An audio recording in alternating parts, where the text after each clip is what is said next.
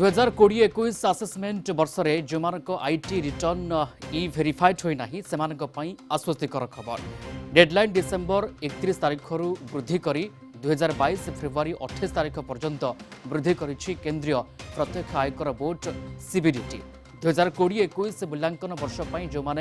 आयकर रिटर्न दाखल करिसेंति किंतु वेरिफिकेशन प्रक्रिया पूरा होना सेमाने यार सुविधा पाइपारे। आसेसमेंट इयर 2020-21 वर्ष पर इलेक्ट्रोनिकल दाखल होइतिबा बहु संख्यार आईटी रिटर्न आयकर विभाग रे जांच पाई पड़ी रही। बेंगलुरु स्थित सेंट्रल प्रोसेसिंग सेंटर रु वैध आईटीआर V फॉर्म पाई अपेक्षा करिछि आयकर विभाग। या सहित अनेक टिकसदातांकर ई वेरिफिकेशन होई पारे नाही। नियम मुताबक डिजिटल सिग्नेचर बिना ई आयकर रिटर्न दाखल पर तार जांच आधार ओटीपी नेट बैंकिंग किंबा डिमांड अकाउंट पठा जाइतिबा कोर्ट जरिया हुए किंबा आयकर दाता ITR copy centralised processing centre को पठाती 120 दिन मध्य वेरिफिकेशन प्रक्रिया को सारिबा को हुए। जदि जांच प्रक्रिया आईटीआर V फॉर्म जरिया न हुए तेबे आयकर दाखल होई नथिबा धरा जिवो। बहु संख्यार आयकर रिटर्न जांच होई पार नथिबारु एककालीन रिहाती प्रदान करिछि सीबीडीटी।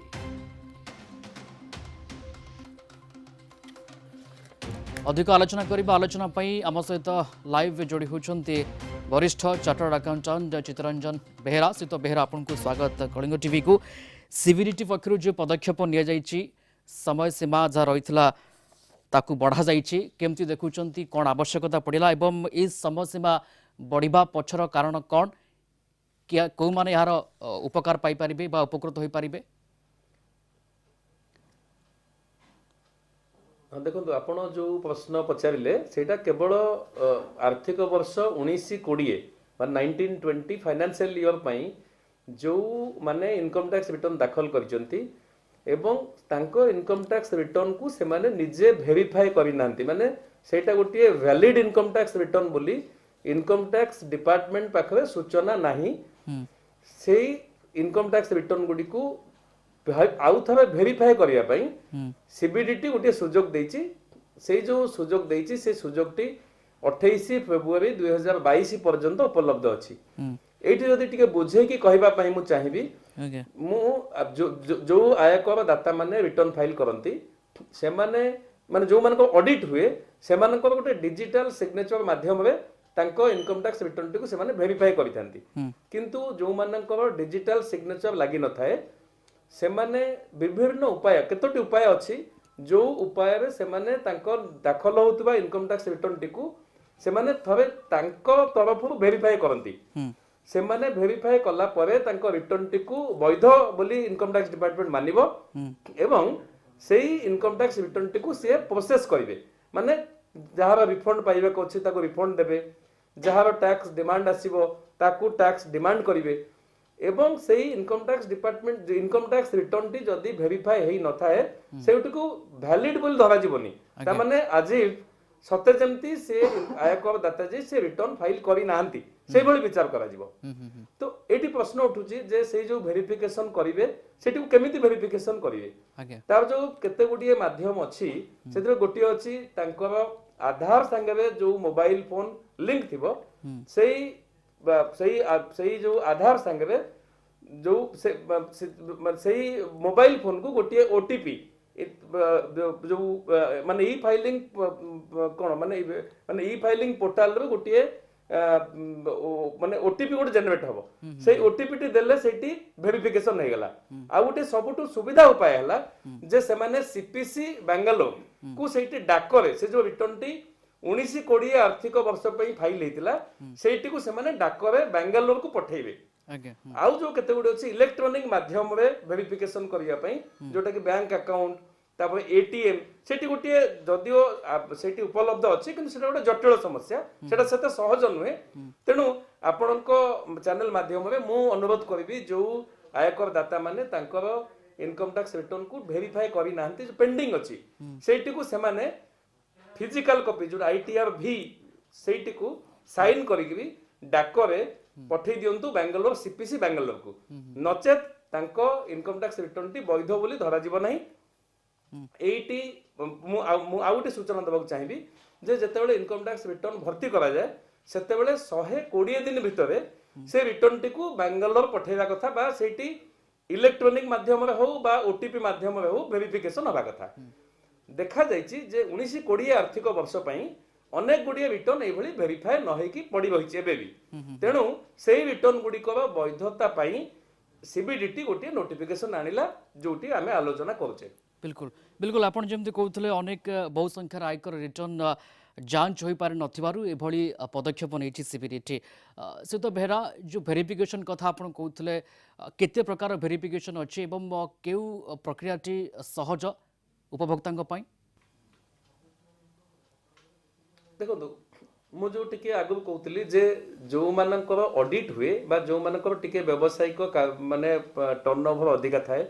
आईन अनुसार जो मानकर ऑडिट आवश्यक पड़े से रिटर्न टी जते वेरिफिकेशन करा जाए सेते से गोटे डिजिटल सिग्नेचर माध्यम रही है डिजिटल सिग्नेचर माध्यम जो रिटर्न टी वेरीफाई करा जाए ताले सेठी को आउ फिजिकली बांगालोर पठेवा दरकार नहीं सीपीसी को जो करदाता मानकर ऑडिट हुए नहीं सेही मानकर केवल फिजिकली पठेवा को पड़िबो गोटे उपाय अछि आ गोटे उपाय हला जे तांको मोबाइल फोन जोटी लिंक अछि आधार संगे एवं आधार और पैन रो लिंकेज अछि तेणु जेतेबेले तांको रिटर्न फाइल होछि इलेक्ट्रोनिकली सेतेबेले तांको मोबाइल फोन को गोटे ओटीपी जीवो से माने जेतेबेले सक्सेसफुली तांको रिटर्न फाइल हे जीवो ओटीपी टे जीवो से ओटीपी टी से पकेले सेठी वेरीफाई हे गला बोल धरा जीवो ओके आ गोटे उपाय अछि जोटारे कि तांको बैंक अकाउंट जो बैंक अकाउंट टी तांकर इनकम टैक्स पोर्टल रे लिंक हेतिबो सेही बैंक अकाउंट को मध्य गोटे जीवो माने इलेक्ट्रॉनिक वेरिफिकेशन कोड जीवो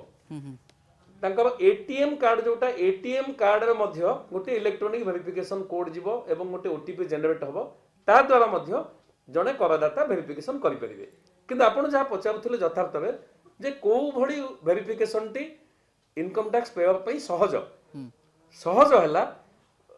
तांकर मोबाइल फोन जोटी आधार संगे लिंक अछि तार ओटीपी टी दे वेरिफिकेशन करिवे नचेत सेठी को फिजिकली दस्तखत करिकरी डाकरे बांगालोर पठेबे